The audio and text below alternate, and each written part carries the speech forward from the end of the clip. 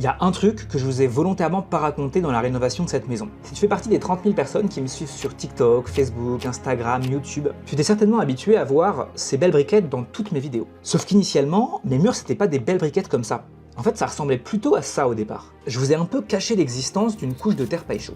Et si je vous en ai pas parlé, c'est parce que retirer le terre paille chaud, c'est pas vraiment instagrammable. Mais j'ai changé d'avis. Et je vous expliquerai pourquoi après vous avoir raconté cette étape du chantier. Donc en gros, le terre paille chaud, il y en avait partout dans la maison. Sauf 2-3 endroits où il y avait un peu de plâtre. Et c'est une couche de 3-4 cm comme ça. C'est pas forcément très compliqué de l'enlever en vrai, mais c'est très chiant. Parce qu'il faut le faire au percuteur pour pas perdre trop de temps, et ça libère énormément de poussière. Autant vous dire que j'ai été obligé de porter un masque sur le nez, sur les yeux, un casque sur les oreilles. Ça fait un peu survivant de l'apocalypse. Mais surtout, c'est pas très agréable à porter pendant toute une journée. Et mine de rien, ça fait des sacrés volumes, 3 à 4 cm sur l'intégralité des murs.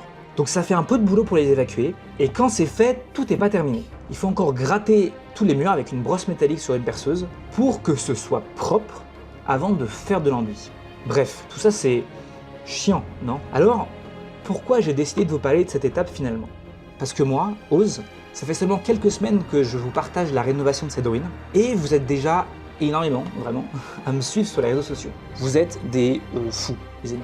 Mais je me dis que si je vous partage juste les moments satisfaisants, alors je vais peut-être vous donner une fausse image de la rénovation. Mais mon but, au contraire, c'est de construire quelque chose avec vous. Et donc je préfère être complètement honnête avec vous, même si cette vidéo fera certainement pas 1 million de vues. Je préfère quand même vous expliquer que